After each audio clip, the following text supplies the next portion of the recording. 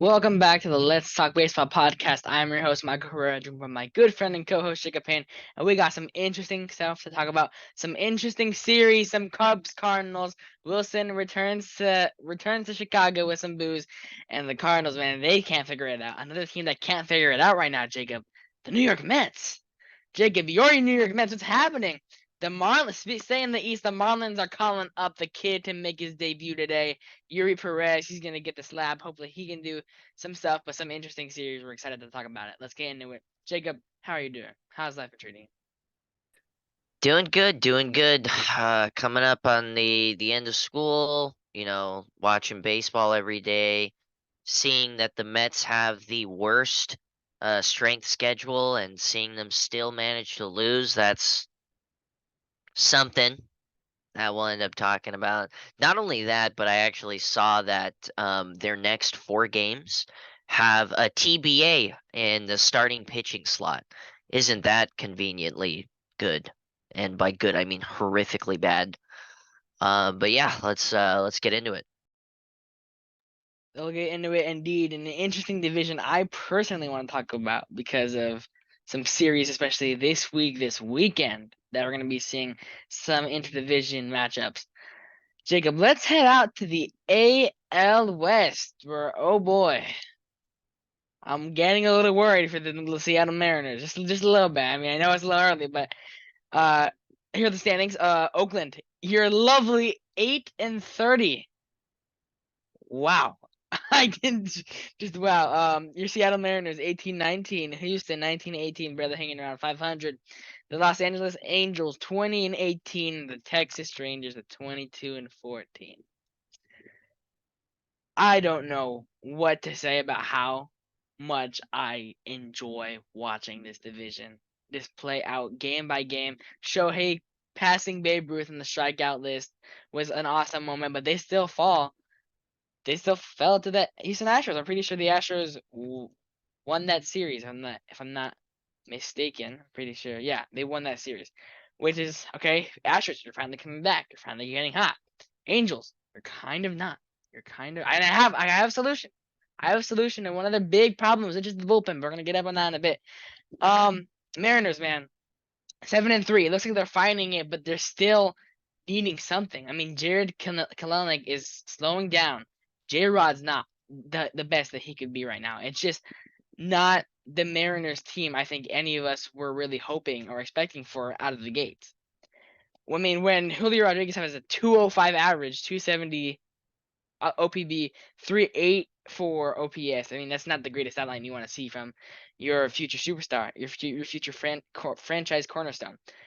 But hey, man, their pitching has been pretty nice. That's what you'd love to see for the Mariners, especially at a time like this where you're not really in that momentous side. Astros, I'm kind of at a question marks for you. I was ready to pull the panic button on you guys, but you took two to three from the Angels. You're coming back. You're still 3.5 games out of first, but I definitely think by the end of this season we will see them be at first or maybe a wild card. That'd be insane. Angels keep it going. They're fatigued. My solution. I said their bullpen needs help. I don't know if you saw today, Jacob, a rumor that teams have been looking into one certain ball player. Roldis Chapman from the Royals has been.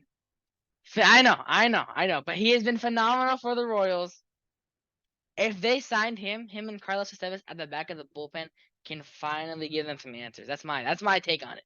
Because right now, this Angels team is hot. They're going. I mean, Rendon's going, Renfro's going, Otani's going, Trout's going. The more and more I see this throughout the season as a baseball fan, it's like good. Finally, they're doing something. It's Dodge fan, I hate it. But you know, go Angels, go! I guess. I mean, they are clicking, and another team that's obviously clicking. Jacob, the Texas Rangers. I mean, of course, Jacob Degrom out another 2 to 3 weeks, but that's just everyday Jacob Degrom stuff. They knew this, and that's why Nathan Eovaldi. They are so in love with him that he's been stepping up the ball. Dane Downing has been stepping up the ball, and their pitching has been one of the most structured and right now, and I can't believe I'm saying this with the Jacob DeGrom injury, but stable in the major leagues, and their lineup isn't slowing down any bit. I think I genuinely think without a big spark, I mean, of course, Altuve's coming back soon. He's making great progress, but if we don't see a big spark from these two teams, like the Astros and the Mariners, I could easily see the Rangers and the Angels making playoffs this year. Yeah, it's not that far fetched to be honest with you. Obviously the Angels are gonna need to really kind of hit the ground running. As we continue the rest of the season and then through the deadline. I think the trade deadline's gonna be very important for the Angels. Um, if we can see them continue to play good baseball and at bare minimum stay around 500, we might see a decently big pickup around the trade deadline. That would be reasonable for this Angels team. I don't know if you absolutely swing for the fences and then you start extending people past then. Um, but if you're around 500 ball and your big issue is the bullpen, you definitely attack the bullpen at this trade deadline. Um, that way, and you do it with a bunch of non-committals. That way, if things go poorly towards the end of the season, you don't have to commit too much money to anything past this year. Swing high while you still have Shohei Ohtani, especially if you're playing 500 baseball. And if you hit a home run, great. Playoffs berth, couple of playoffs wins, maybe a dark horse AL champion contender. You never know. I mean, I'm not gonna put that completely out of reach for these Angels, but we've seen them have good starts this season and absolutely nosedive. Not even towards the end of the season, but towards the middle of the season. Um, so we'll have to keep a lookout for that. The Rangers, they're proving that they can do it without Jacob deGrom, and that's what I like the most out of this team is the fact that they're still able to put up wins without their big guy in the starting rotation. And honestly, I never thought he was the big guy because you know me, I was always very I guess you could say pessimistic. I knew that the injuries were going to come through. It was a matter of how long was he going to be out for.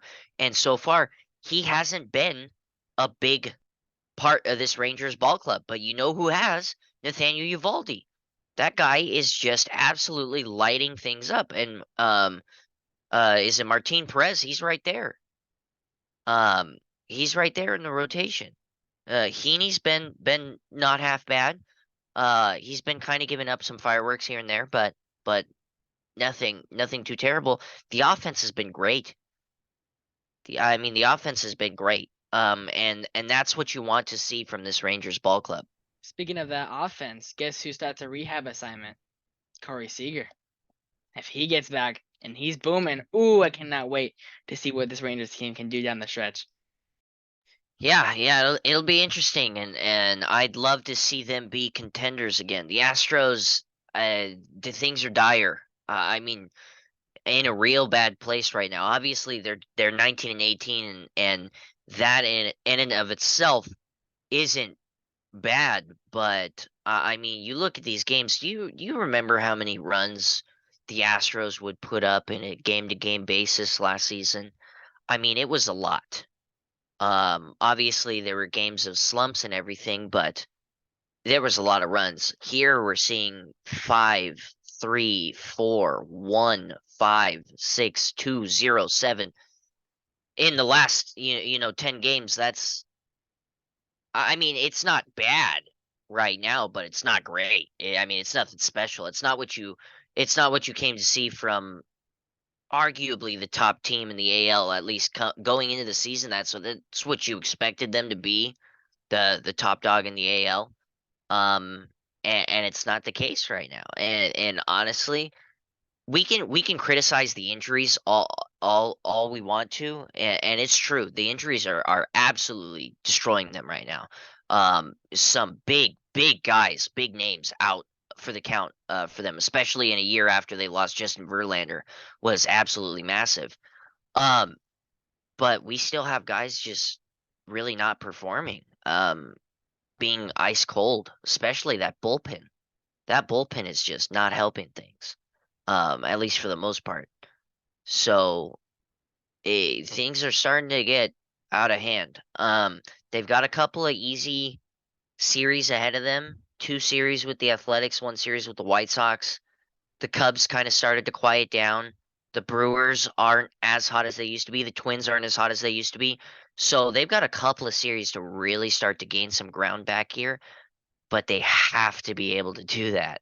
If they go through this part of the season where they're 500 through these next, 6 or 7 series, that's not good. I mean, you really have to launch yourself off of these next few series, and if you can't do that, that doesn't spell anything good for the Astros. And like you said, the Mariners, yeah, it's a little worrisome, but 7-10 in their or 7-3 in their last 10, not bad. They dropped 2 against the Rangers, which hey, they're showing themselves as the top dog in this division. Losing 2 to 3 of them, not the end of the world. And with them, they have a relatively not so bad schedule. They're going to see the Red Sox. They're going to see the Braves. Those are probably 2 of the best teams they'll see. They'll see a Pirates team. Question is, how cold will they be? They'll see a Yankees team. Question is, how cold will they be? Um, so we'll see. We'll see with this Mariners team. I'm not too worried yet. Obviously, some of the bats aren't clicking. Um, Cal Raleigh came up with a couple of big spots in the last few games and wasn't able to come through. I know he was very integral in their playoff push last season. I don't think it's anything to be scared of right now. The good thing, and we've said this before with the Mariners, and we're going to continue saying it because it's continued being true. A lot of close games. A lot of close games. Some of them wins, some of them losses. It's not the end of the world if you're losing one-run games, um, especially against a Rangers team that has looked really great so far. So you start to get more of these bats start to click, more of these pitchers start to be very dominant. You're going to start winning those games, and you're going to start kind of changing that track. So, it really like we've said before, really fun stuff that we're seeing with this division. And I think that's only going to continue within the next few weeks. Absolutely, absolutely. I mean, there's just a lot of question marks here, and I think that each team is still trying to get their heads around it. Besides the Rangers, I mean, I think their biggest question mark really is where's Jacob DeGrom going to be in 2 to 3 weeks, and how can he help us? But other than that, they've seemed spot on. The Angels, man, I I don't know where I stand with them. I know I said I can definitely see them making a playoff push, but just knowing where they have been in the past. I mean, they're one of the worst teams besides the Mets in first inning this year as a pitching standpoint. They need to fix their pitching. They mean, or even over Otani's last 3 starts, he has posted a 6 ERA. That is not what you want to see from your ace, with an already struggling rotation with Tyler Anderson and Reed Detmers not having the start of the years they wanted to. The Astros, like you said, they need to get healthy. They need to get healthy fast, and some of it they can't. They can't just rely on them getting healthy fast. Obviously, Luis Garcia is out for the year. Jose Altuve, you need to make sure you take time to That's a broken wrist. Yikes! You know how long Bryce Harper? What was it last year? He got hurt right around before the All-Star break, so it came back July, then late September, early September. That's that's a long time. That's what good 4 months. No, 2 months. Wow, my brain died for a second there on that.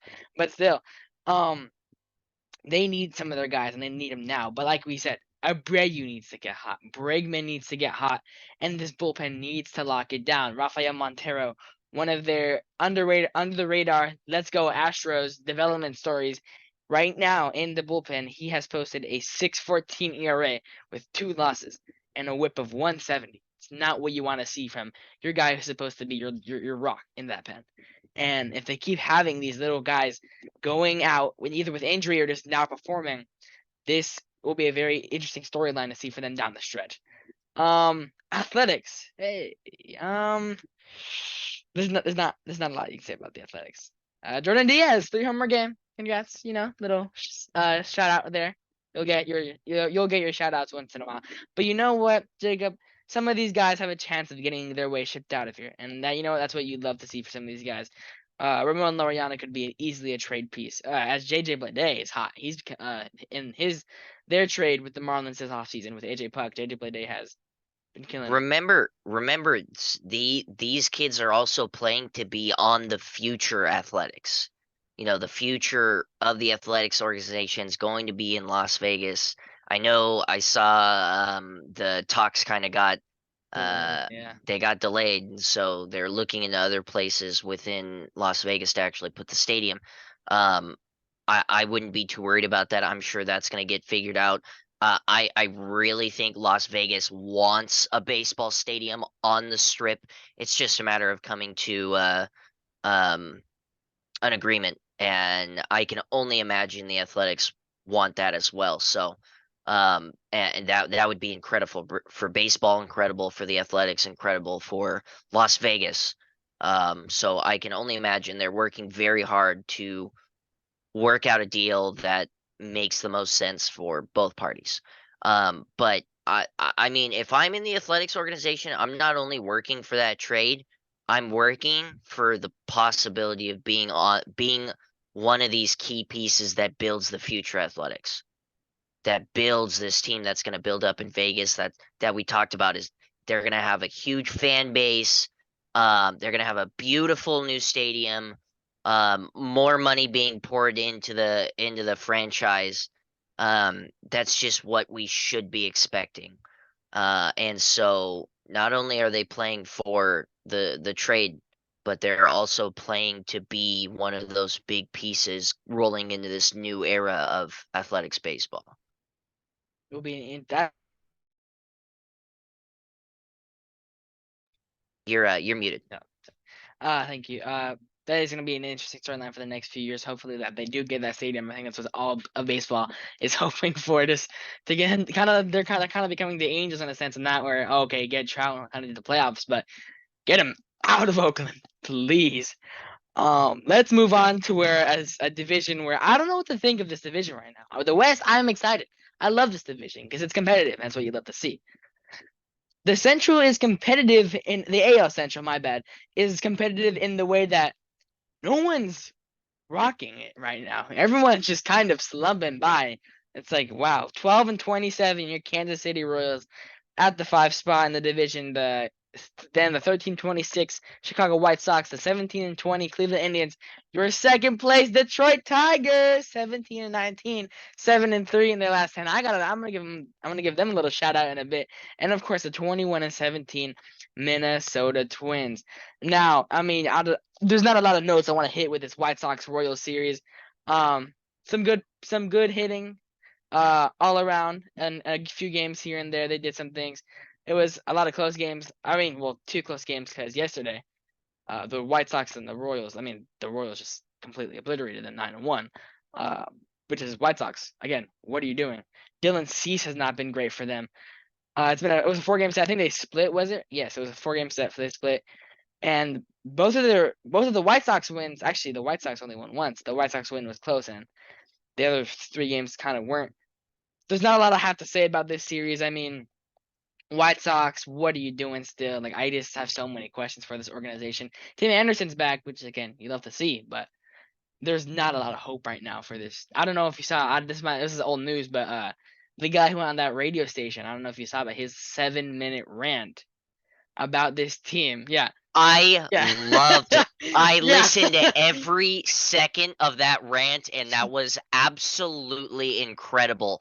And I feel that passion, man. I feel that drive as a White Sox fan. Completely respect that dude for calling in and letting the organization have it. And he has 100% like perfect takes on everything that's going wrong with the White Sox organization. It was incredible. I can't tell you, like, I was listening to that thing with a smile on my face that entire time because it was such a great talk, honestly. Yeah, it was. I was listening to it too. The only 2 players of excellence, Dylan Cease and Tim Anderson, and it's like, whoa, man, you still got guys like Lance Lynn, Luis Robert on that team, but when you look at it, they have been horrible, just horrible. And you hope, even my guy Joe Kelly, man, oh, you hate to see that as a Dodger fan, but the White Sox, man, hopefully we can see something better. Tim Anderson, maybe in a trade piece here and there. I don't know. Royals, Vinny Pasquantino, dude, he's looking more and more like the real deal for the Royals. 7 homers, 19 RBI, 290 average, 373 OPB, 524 slugging. I mean, the more and more I'm looking at this roster, I don't think the Royals deserve to be in fifth place. I just don't. When you think of teams like the Tigers and the White Sox, because on paper right now I do like the Royals a lot. I mean, they still got Bobby Witt, they still got MJ Melendez. Yes, they might be struggling, but these are guys who are highly respected as prospects and who are going to show up for them, hopefully in the future of Royals baseball. I just think I don't know. I don't know why I feel for this team, but I just don't think they should be put this lower ranked as on paper because they really shouldn't be. I think there is hope for the Royals, but that may be just me. The Guardians, man, I don't know what to kind of think of this team right now either. I mean, this is not where you want to be in Cleveland. Trust me, this is not where I think any of them were expecting to be after the last year. I mean, you cannot lose 2 out of 3 from the Tigers. But hey, maybe the Tigers are gonna win the division. Best comeback story of all time. I don't know. Like I said, make Miggy happy. That's another topic, but I don't know, man. And a lot of these games, like we said, are close games. They're just not pulling them out.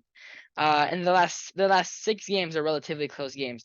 Their game yesterday, they lost 5-0. And their game Monday, 6-2, they lost. The game against the Twins on the 5th, they lost 2-0.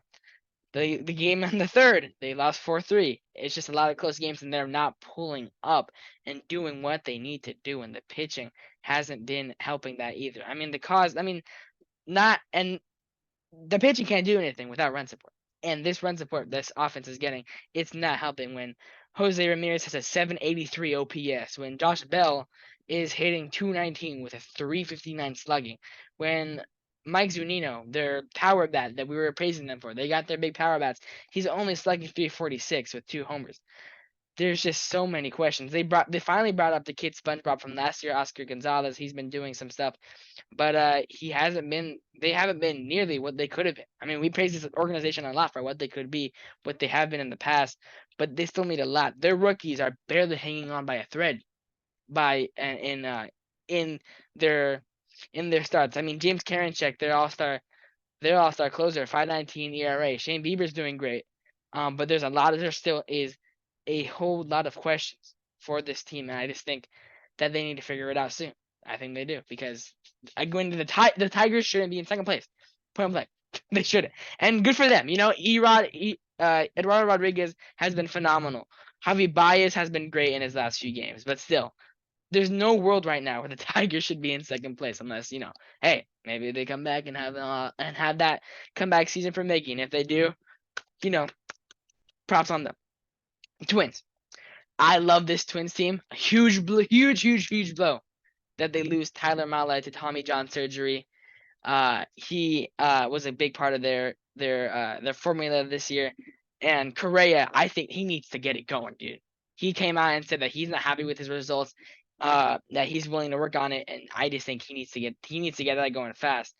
But they pulled out 2 out of 3 from the Padres, facing guys like Darvish today. They kind of got to him. They've been getting close games, and they've been winning, and that's what's keeping them alive. Because trust me, the way this division is close right now, it should not be this close. It should be the Guardians running it or the Twins running, and the Twins are.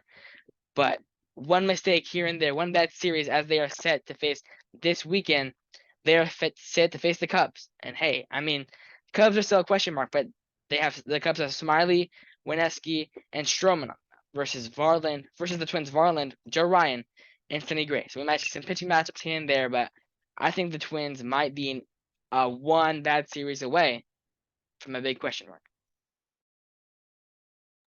Yeah, that's fair. And looking at this Twins pitching staff, I'm seeing a lot of good things. We've got Sonny Gray at a 1.35 ERA, Joe Ryan at a 2.45 ERA, and Pablo Lopez at a 3.47 ERA, and that is with each of them going 40 innings or more. That's great. That's what you want to see from these starters. That's what you were expecting from Sonny Gray and Pablo Lopez. I think Joe Ryan was a little bit more of a happy surprise, at least to this point. which is great for these guys. And then you got a lot of these guys sporting really great ERAs.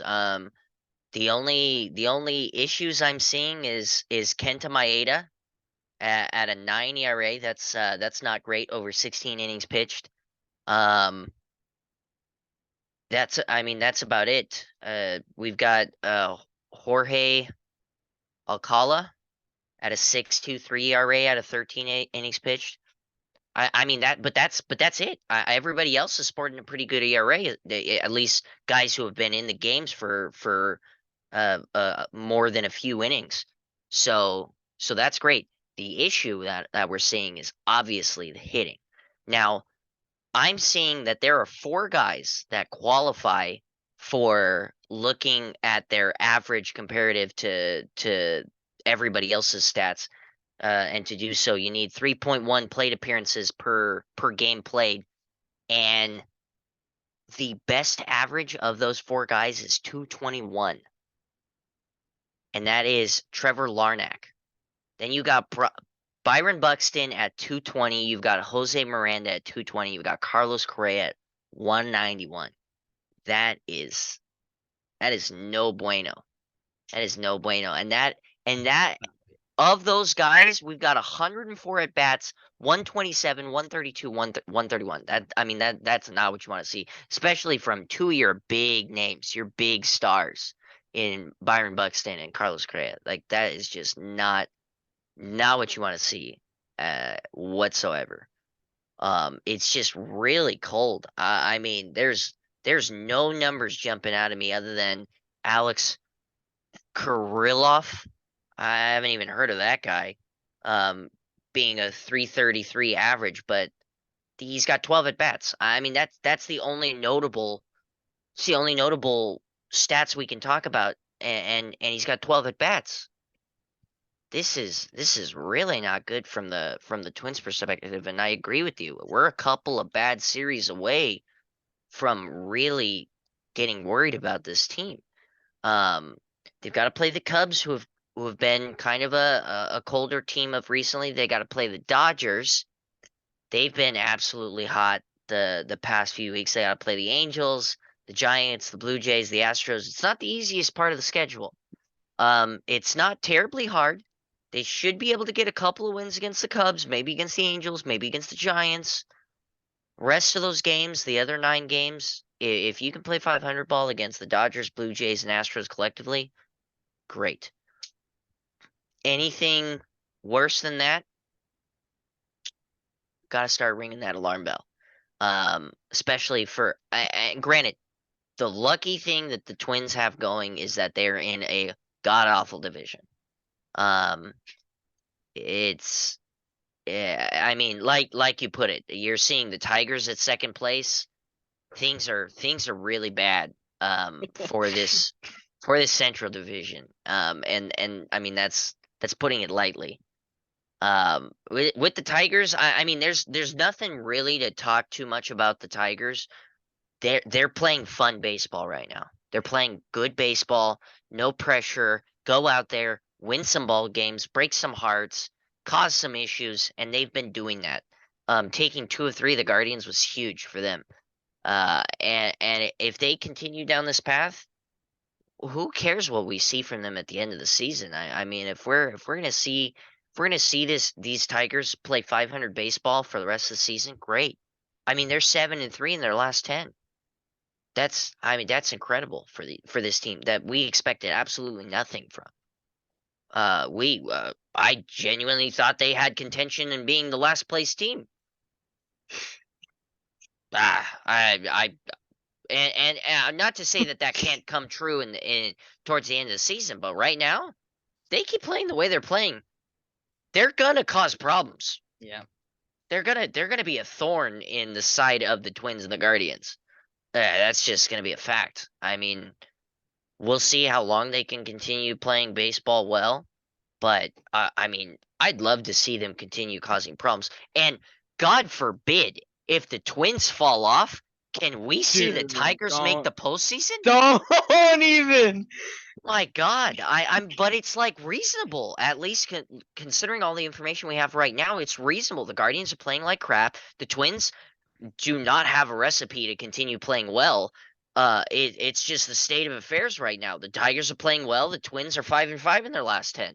Um, there's a world where we could see the Tigers make the playoffs at just over 500. We've seen it before. We've seen it before. We've seen it before in these past few years. These central divisions are just hot garbage, and you do not need a incredible winning record to make the playoffs. You just need to beat that second place team. And as of right now, they're only 3 games back at being 17-19. They're 3 games back. So I mean, it's reasonable to believe like this is a possibility. It's not a very likely one, but it's a possibility. The Not only Guardians, that, Jacob, before we move on really quickly, they also have a lot of reinforcements on the way. Spencer Turnbull's coming back soon. They still have Tariq Skubal on the injured list. Austin Meadows on the injured list. Matt Manning. Some guys that could be huge for them down the stretch. Huge. Tariq Skubal was looking like he might get traded. Not only that, they also got Casey Mize.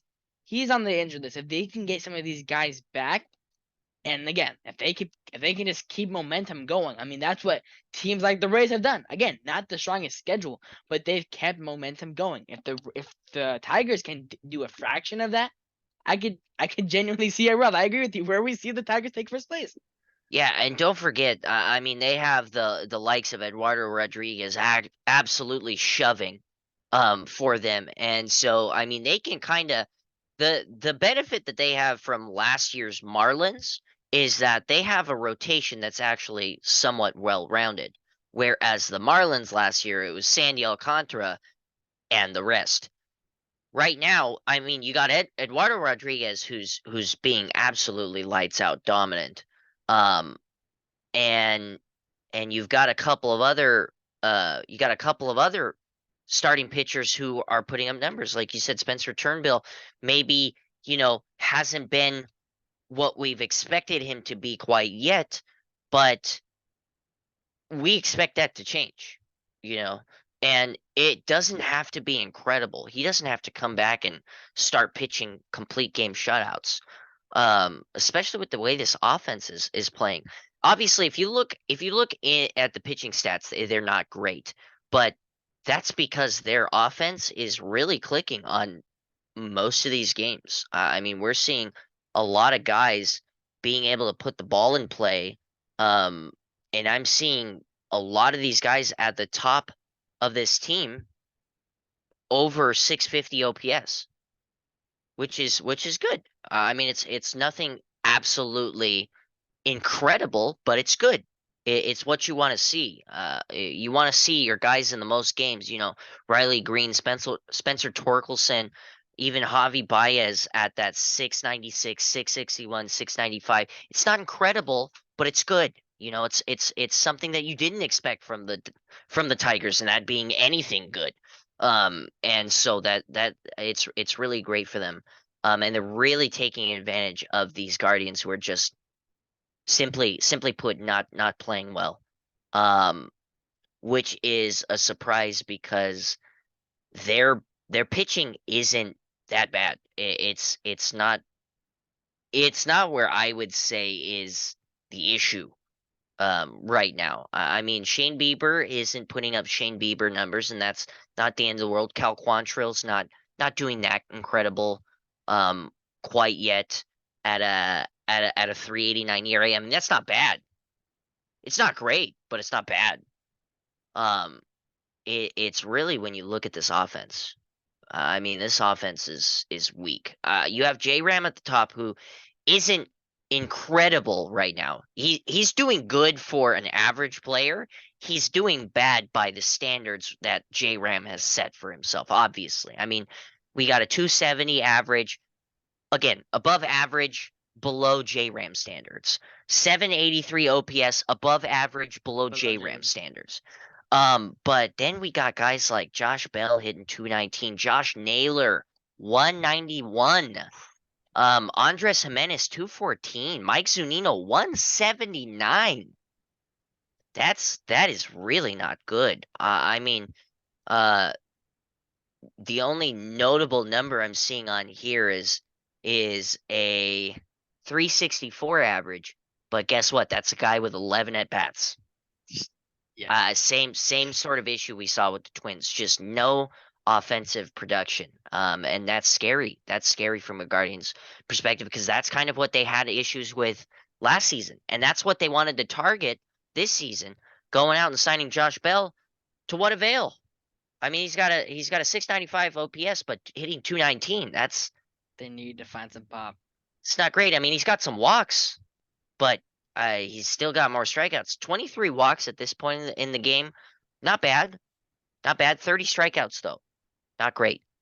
Really not great. So things have got to change. The formula's got to change. And then the White Sox. I mean, let that rant speak for itself. These guys are horrifically bad. Yeah, it's Yeah. simple as that. They've got some good talent, some great talent. It's not working. Whatever it is at the GM level, at the player level, at the manager level, nothing's working. Pitching's not great. Cease isn't what he was last year. Kopech's not doing particularly incredible. 5.97 ERA, man. Oh my God. I the more I look at this, the more horrifically bad it is. Lance Lynn, 751. Dude, Dylan Cease, 558. Michael Kopech, 597. Mike Clevenger, 479. dude, don't. Lucas Giolito, 359. That's not Hey, bad, come but back to Lita. that's not that's not what you want to see. It's bad. It's really bad. There's no shining light on this White Sox team. There just isn't. Um, I guess you could say Gavin Sheets is doing cool stuff. Jake Berger is out there hitting the ball sometimes. Aside from that, man, it's Yeah, desperate times. it's not It's looking good in really Chicago. It's it not. really isn't. And I mean we saw this coming. We expected this that the White Sox were going to be a non-starter, a non-competitive team in this division. Um, and they're just proving us right at this point. Yeah, not a lot of hope there. But hey, how about our guy Hans Alberta for the White Sox, man? He's been doing it. They're one shining light for them, but yeah, man, it is not looking great at all for them on any sort of cylinder. But a division and with teams that are all looking great on cylinders for the most part. The AL East, man, and this AL East is so much fun to watch. The New York Yankees at 21-17 last place. The Toronto Blue Jays 21-16. The Boston Red Sox 22-16. The Orioles 24-13, who I'm going to give a huge shout out to for beating 2 out of 3 from the Rays, and the Tampa Bay Rays at 29-9. The hottest team right now is the Boston Red Sox, 8-2 their last 10. But man, there's so many notes here I want to cover. I mean, not like a lot where it's like huge, but there's just so many things I want to talk about here. Let's start off. Let's start off with the Yanks because they are still a question mark, a huge question mark. They needed that series against the A's. They needed it so they can bounce back and have something. Volpe is getting hot, but you know what doesn't help them at all, Jacob? The injuries are just whether it's people going down or just people not making any moves. I mean, the best thing we've heard so far from them from the injury rise is that Luis Severino is going to be he made his minor league rehab start last night, throwing 49 pitches over 3 1/3 innings, which is not bad. It's obviously what you want to see because that pitching rotation has been such a huge question mark for them. But guess who they got coming into town, Jacob? The Tampa Bay Rays. It's not what you want to hear in any circumstance where they're at. But they got Judge back, man. I mean, Rizzo's hitting bombs. Gleyber Torres has been outstanding for them. LeMahieu has been great. The offense, for the most Don't forget about Harrison Bader. don't forget about, dude. How could I? Through 9 games, 414 average, 433 OPB, and a OPS of 1.295. They didn't even bring him in to do that. They brought him in for his glove, and he's just killing it. Oh my goodness. I mean, the offense isn't that bad when you look at it from a whole. There are guys that are doing it on all sides of the ball for this team. But another thing for this team though is that they do need another bat, because another hit can go out like this. Their depth, like a lot of teams this year, so early on have been questioned very easily. I mean, the closest guy that they have to bringing up for a bat is Cole Calhoun in the minors, which is not what you want to hear at all. That's a big woe for them. And their pitching, man, hasn't been great outside of Garrett Cole, who kind of got rocked in his last start. So if you're looking at that, Garrett Cole, who's struggling, who's frustrated, there is so much to worry about this team. I think, let's see what the score is as of right now for this game. 4-0 Rays, top of the seventh. Yeah. Let me check who started if I can for a quick second. But yeah, again, this Yankees team, man, I just think the more and more they go, the more and more turmoil they're gonna face. I mean, they need these guys back. And Jonathan Loaizaga, one of their best relievers, just got transferred to the 60-day IL. Like it's not looking good in the Bronx for them. The Bronx Bombers are not where they want to be at for sure. And I kind of agree with you, Jacob. I mean, is this the year we might finally see a Yankees rebuild if they keep going down this stretch of just not being able to perform? I don't know. And that's like so crazy to think about, because it's like, well, their pitcher tonight was Domingo Herman, who went 5 2/3, 3 hits, 1 earned run, well, 2 runs total, and only 3 Ks. It's not what you want to see. I mean, you're not, and it's not like you have the bullpen to back it up. I mean, at least the Red Sox, if you get 5 innings, 1 or 2 runs, the bullpen has a great shot at locking you down. Right now, the Yankees bullpen does not. They are at a lot. I'm at a lot, kind of at a loss for words for them, because there's so many question marks that they have, and they just don't seem to be finding answers wherever they look. The Jays, man, dude, what can I say from the Jays? I mean, they lose 2 out of 3 from the Phils, which is not what you want to see. Go Phils, but the Jays, man, have still been continuing just to shove.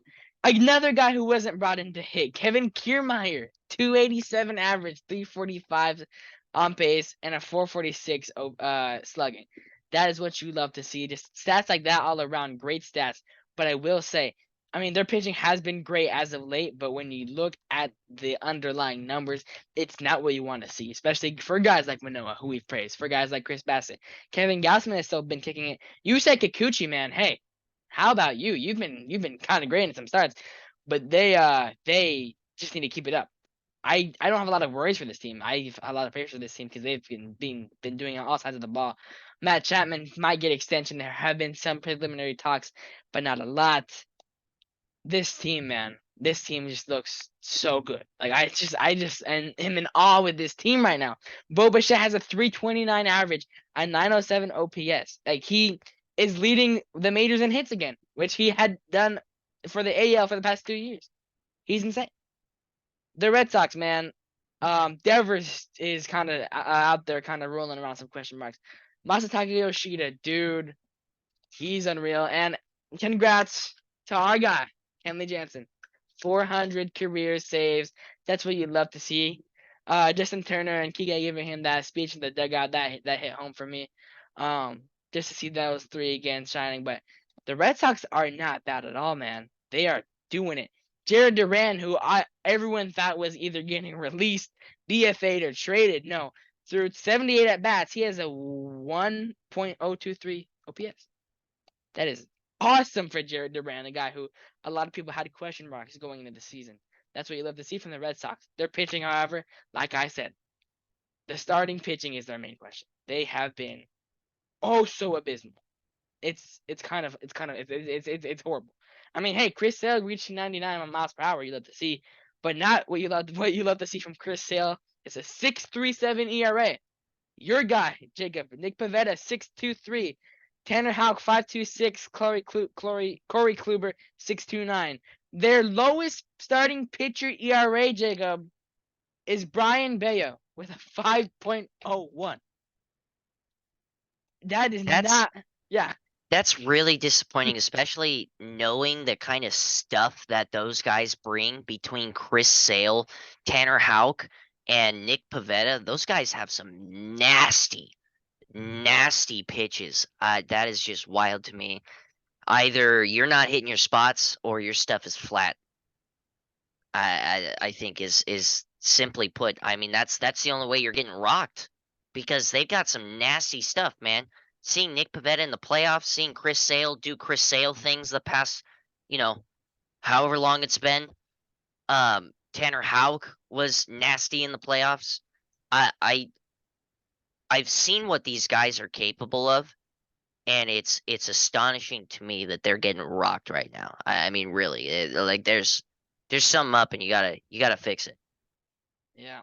Hopefully they can fix it soon because if they don't, Jacob, they can easily go down to the bottom of the barrel of this division just like that. But a team who's not looking to go down, no, they're going way up, Jacob.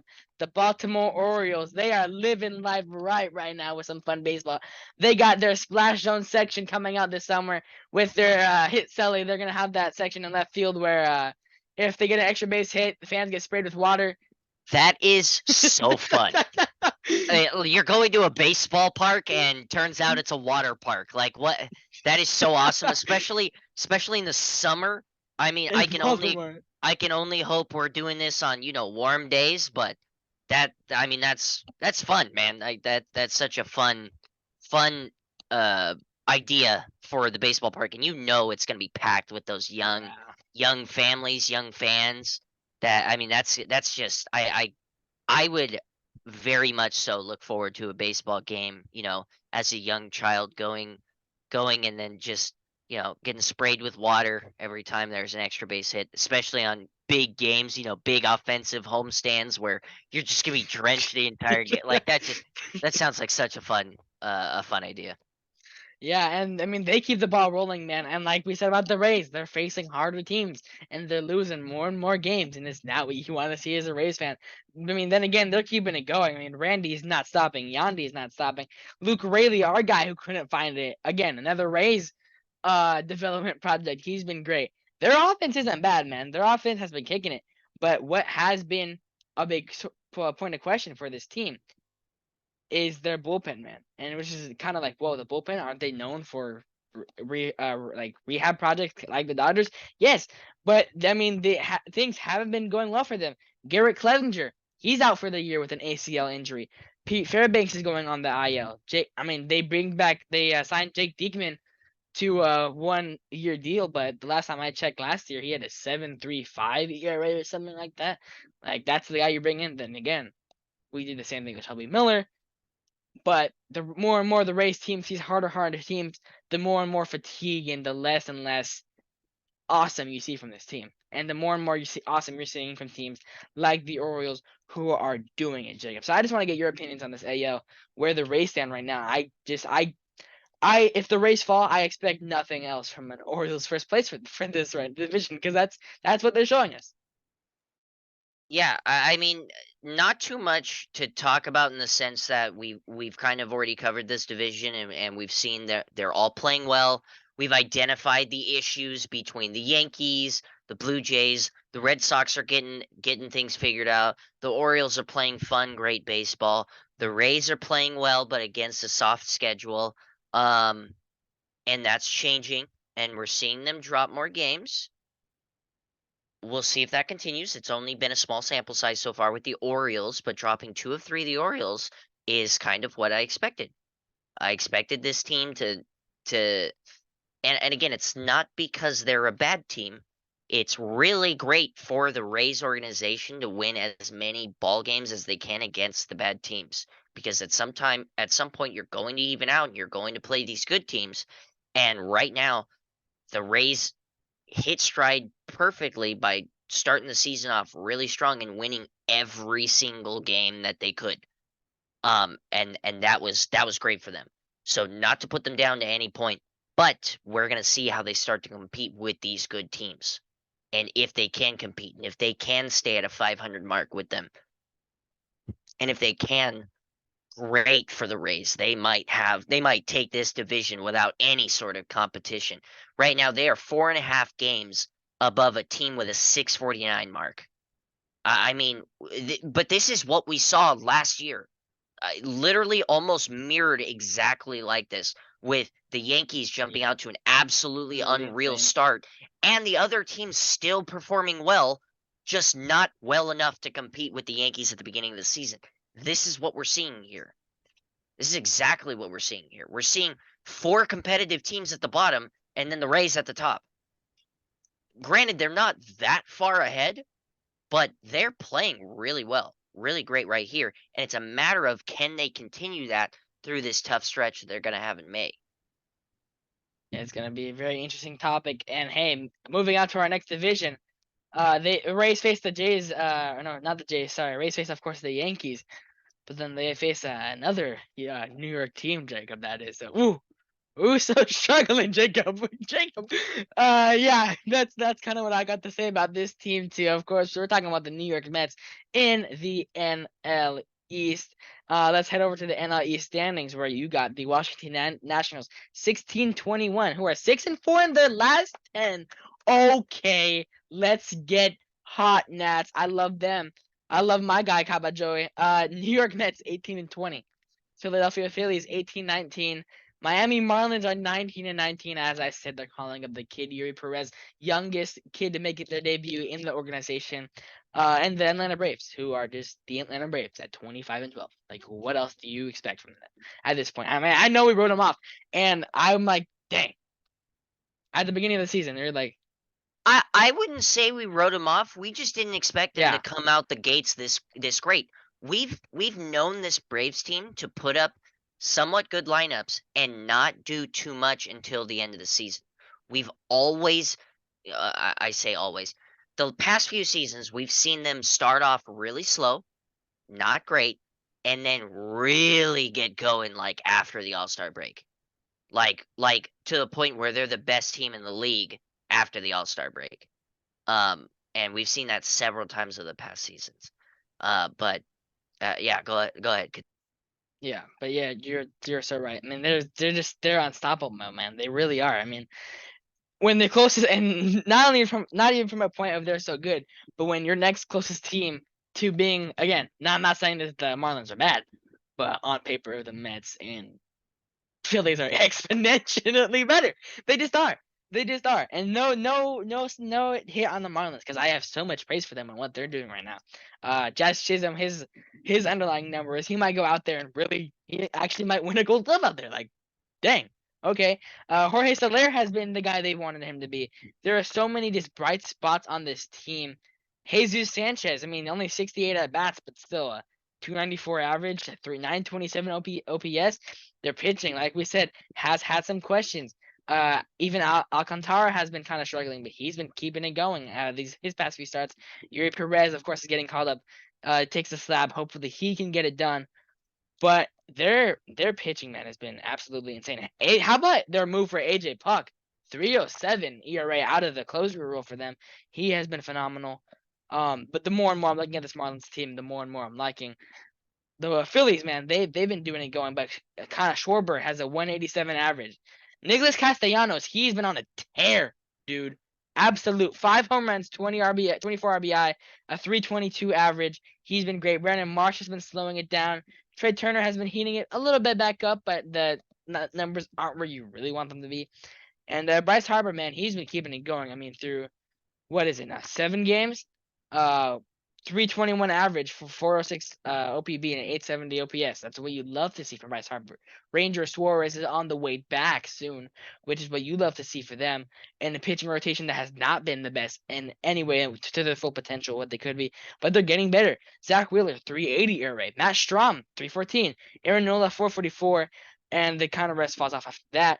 But one of their biggest question, once again, Jacob, is their bullpen. Craig Kimbrell, 707 ERA. Gregory Soto, 424. Sir Anthony Dominguez, 470. They're one of their best pitchers right now in the bullpen is Andrew Vasquez, who's only played 10 innings. And that's pretty much it for their bullpen. I mean, it's not what you want to see for them at all. And Nationals. So I'm gonna say the Mets for the last for just for me. The Nationals they've been doing it, man. They're Joey Joey Meneses. Meneses, man. My I love God, that that guy. guy is a hero. Just a monster, man. I mean, we saw it in the WBC, but man, can that kid hit. He's doing something special this year. I really hope it continues. I would really love to see that, and it's honestly a great place for him to do it because No he pressure. shouldn't He can be a have leader. any pressure. Exactly. You can go into this ball club and just have fun, play baseball, win some games, break some hearts, ruin the Mets year and make them last place. That'd be awesome. You know, that we'll get into it. We'll keep talking. You know what's helping the cause, dude? Their pitching. Mackenzie Gore has been phenomenal. 3.65 ERA through 7 games. Through 8 games, Josiah Gray 2.96 ERA. Even Patrick Corbin, he has an ERA under 5. Jacob, do you understand how That's good? that's been it's been a while coming. It's been a while since we've seen those numbers. He has a 4.87 ERA, which is again not what you want to see. But hey, for Patrick Corbin, that's phenomenal compared to where he's been. He's allowing 2 runs at max in his starts, which is a great sign for the Nationals.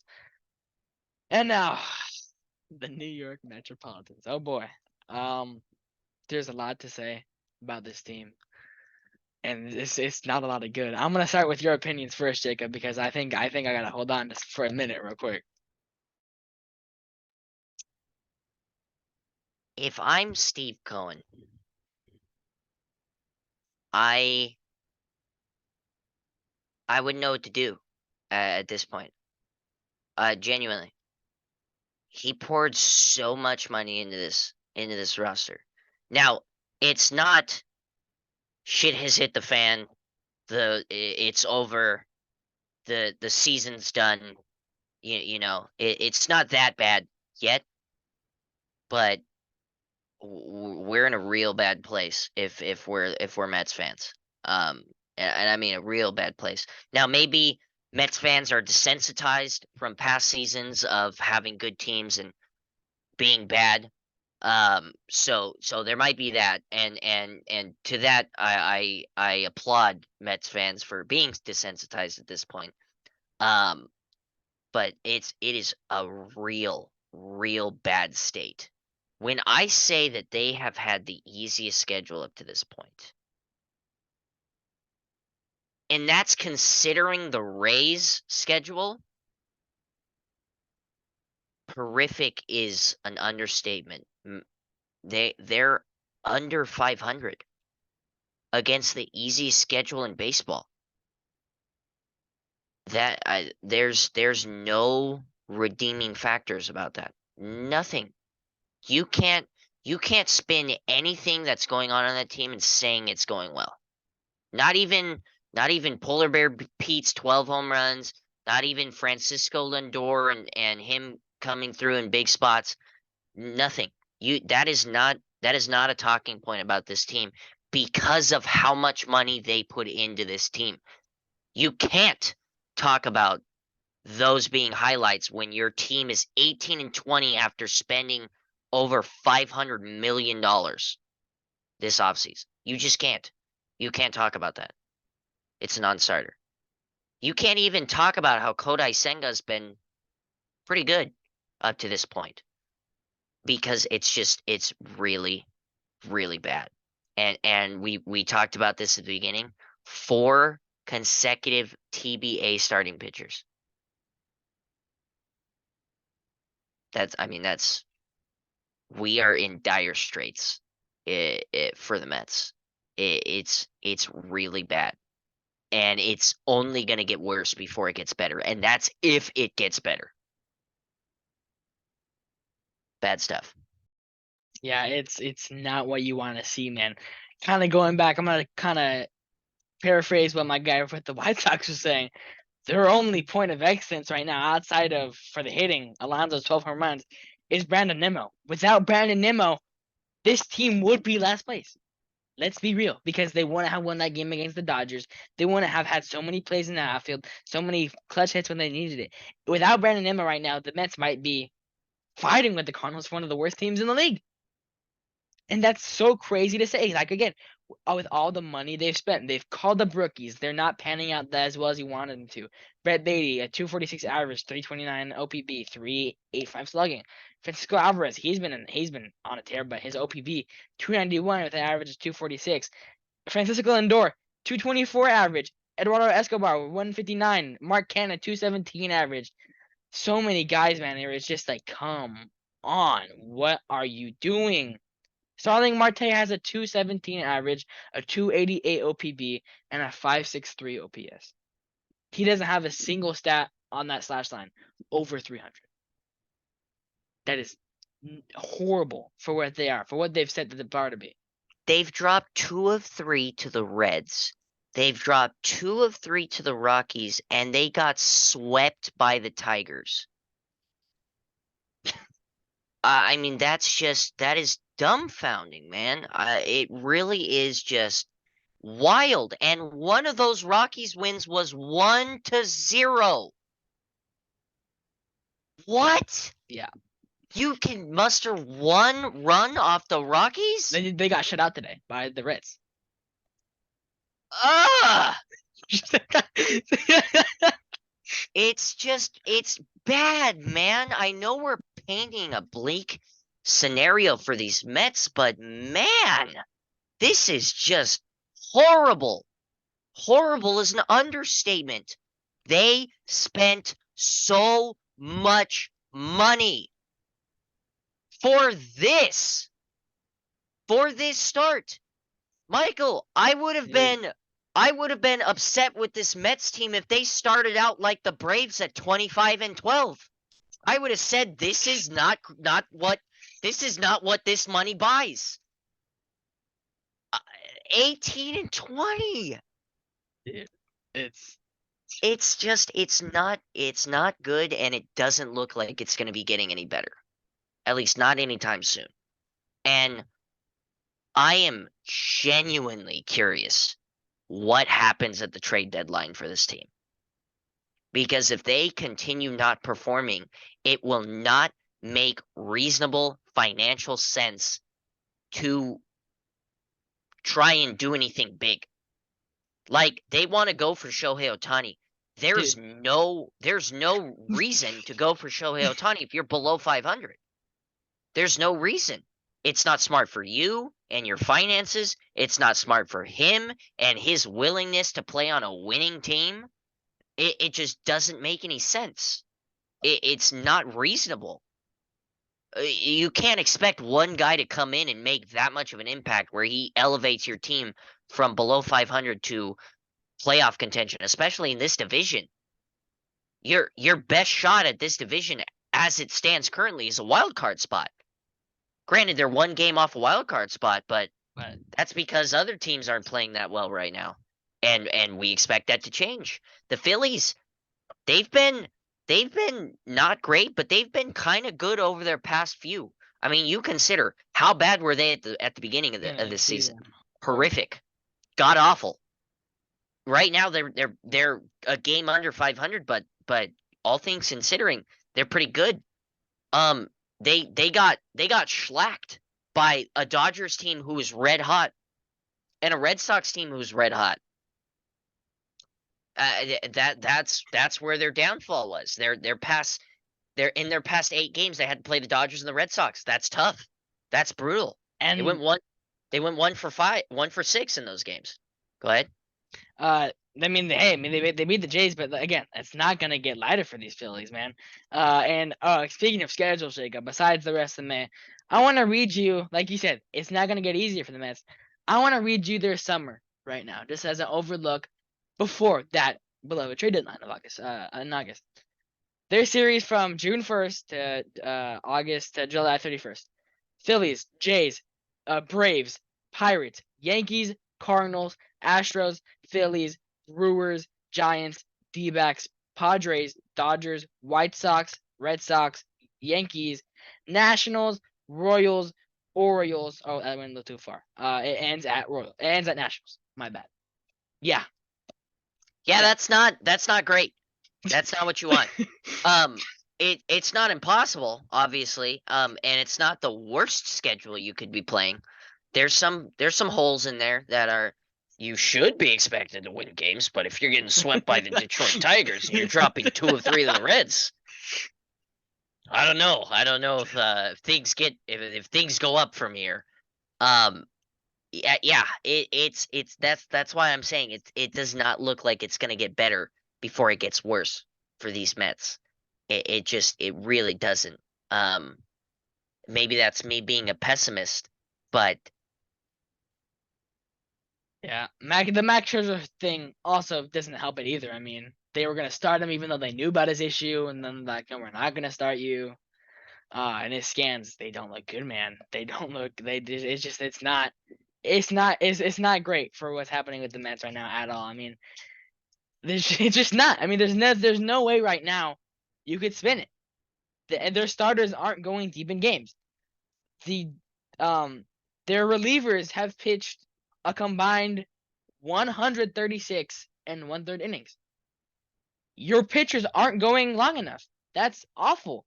I mean, sure, you got Jose Quintana who's still on the injured list. Carlos Carrasco is coming back. JV has been pretty great, but Senga he's been getting roughed up in his past few starts.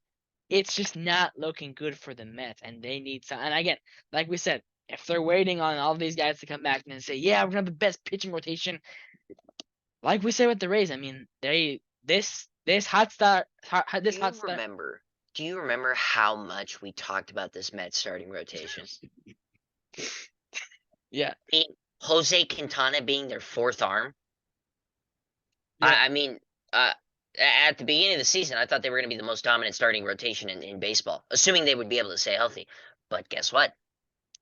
They're they're getting they're getting World War II flashbacks of Jacob deGrom being in this starting rotation. Everybody's caught this Jacob deGrom illness in being just in and out and in and out and in and out. I mean, it's just it's wild to me, man. yeah. Yeah, I, you know. It's just not what you want to see. I'm gonna make one final note. Like we said with the Rays, man. Hey, this even if they went cold for the rest of the season, this start might keep them in the first place spot.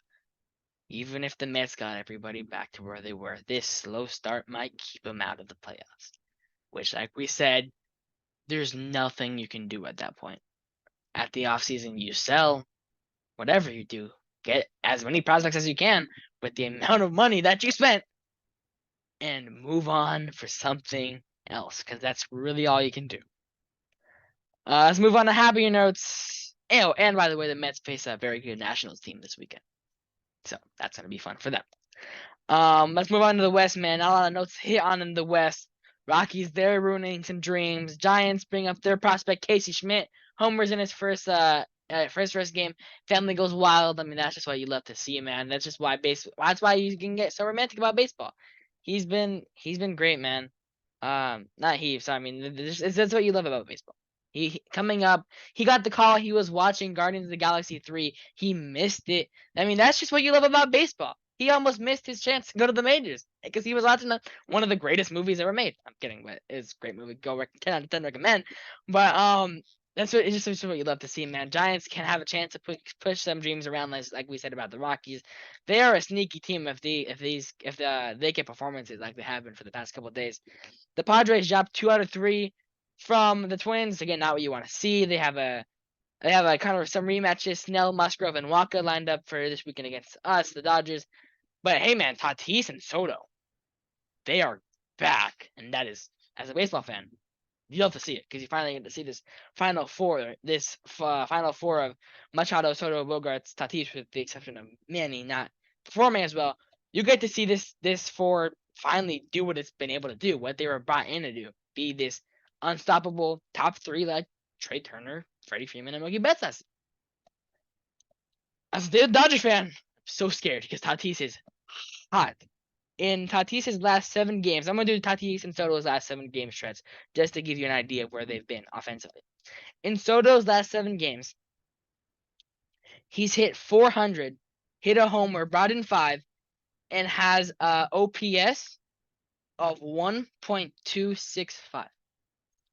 In Tatis's last 7 games, He has a 290 average, a 333 OPB, a 645 slugging, 3 homers, and 5 RBI.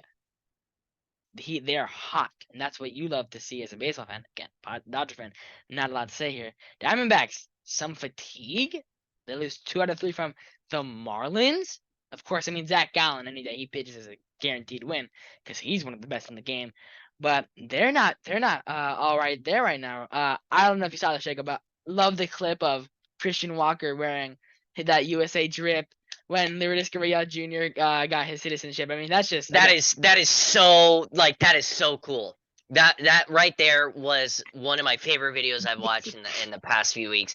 That was such a cool moment, such a great moment. I hope that they shared a real lovely embrace once Gurriel Jr. got back and saw that kind of clip. I can only imagine that just I mean, I can only imagine that just really helps that sort of team bonding, that clubhouse spirit that they got going on.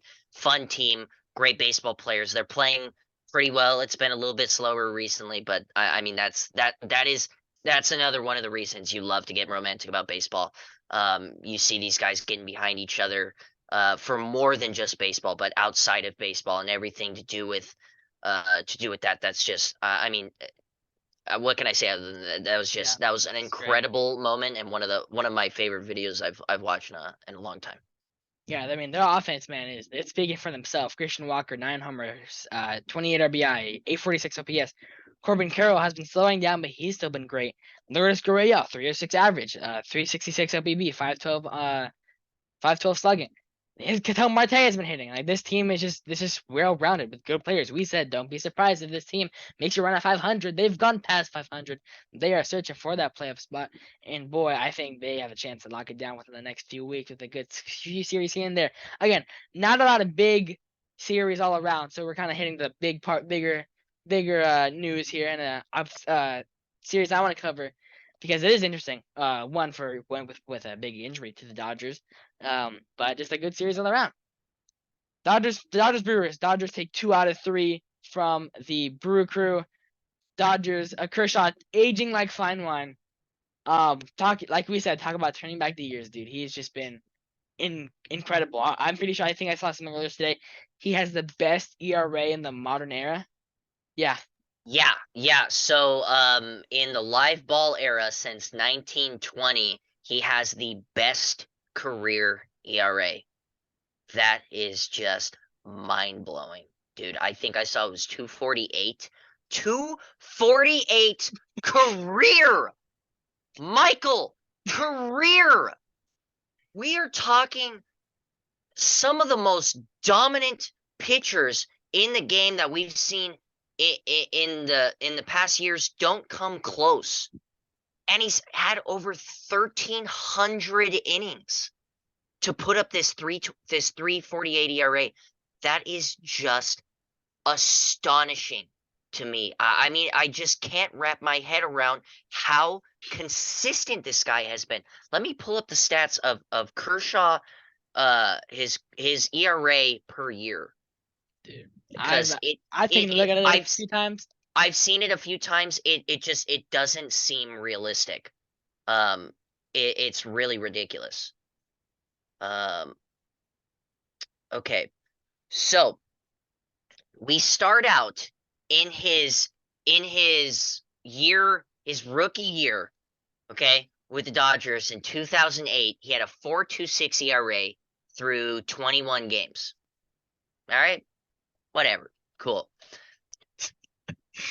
Going from there, 279, 291, 228, 253, 183, 177, 213, 169, 231, 273, 303, 216, 355, 228, and 236 counting this year.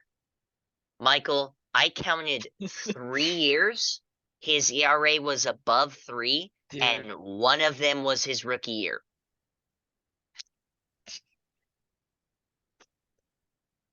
Incredible. Wow. I mean, all I have to say is just wow. I mean, Cy Young winner, MVP winner, World Series winner, baby. All-star, let's see, 1, 2, 3, 4, 5, 6, 7, 8, 9 times. And he's only getting better. Michael, his only blemish this season was giving up 2 mistake pitches to Tatis and letting him just drive that ball out of the stadium. That's it. He was absolutely incredible against the Brewers this past season. He was absolutely incredible against I'm forgetting the team that he played the series before. It was the Padres before the Brewers, so. Before the Before the Padres, Padres, I though. think it was I think I'm not actually 100% sure. It makes me like sad as a Dodger fan. The Phillies. He Yeah. was incredible against the Phillies. I mean, this guy, he's blowing my mind, Michael. Or before that, he faced the Cardinals and absolutely shut them down. It's just it's crazy to think that we are seeing, because we talk about baseball legends. We talk about the likes of Sandy Koufax. We talk about the likes of Oral Hershiser, Don Drysdale, Fernando Valenzuela, and I'm just mentioning the Dodgers history makers. We are seeing what quite possibly could be the greatest Dodger pitcher of all time. And I'm not using that lightly. I am genuinely stating a fact that he could very well be the greatest pitcher to ever pitch for the Dodgers. And I'm talking about the future too. Yeah.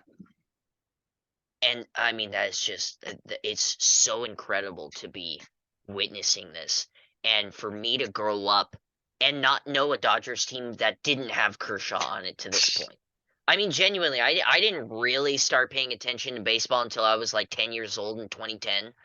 And that was his 3rd year with the Dodgers. And ever since he's been there, I mean, he's been a staple of Dodgers baseball. It's just I could talk about the Dodgers and Kershaw forever. But it's really incredible to be watching baseball at this time as a Dodgers fan and watching him just do his thing, man. Yeah. Just to do what we know that he could do, what we expect him to do, and what we hope he continues doing for years to come. Absolutely incredible from him. The offense speaks for itself. Everybody's hitting, which is what you love to see on all sides. But the one question I do have for you, Jacob, because it's a big question. Syndergaard, blistered his finger. He's out for a bit. And right now, it seems like there are options from the minors are Gavin Stone and Bobby Miller. Do you think one of them makes the call, or do you think a small move for someone they see in the minors somewhere else is happening? I expect to see Gavin Stone and Bobby Miller back up. Can we do bullpen games to make up for it? Yeah, absolutely. Don't bring me I don't back to want to see those. 2021, Jacob. I don't want to see bullpen games. They spell disaster for a team. Which is what we're going to be seeing from the Mets. Hey. These next few games. So, but no, I think you make a move, bring up Gavin Stone, bring up Bobby Miller, and you don't have to make that move right now. Wait until their time comes. Just let them know ahead of time. Don't have to actually make the physical move until the time comes the day before. But I'd love to see one of those two. And honestly, I'd love to see Bobby Miller up and about. I'd love to see him get a chance this year, get him started. And from a Dodgers perspective, it only makes sense. Either A, you build up his trade value. Obviously, I don't want to see him go, but realistically, from a business standpoint, you got to build up his trade value. Or B, we get to see what his potential is for our future. And for I mean, you got to let the young guys pitch. You got to let the guys like the Uriases, the Walker Buehlers, the Dustin Mays, the Tony Gonsolins. At some time, they got to get their spotlight. They got to give it another chance. And what I saw from Bobby Miller last year, I liked. I really liked. So I'm looking forward to seeing him at some point during this season, and I hope it's sooner rather than later.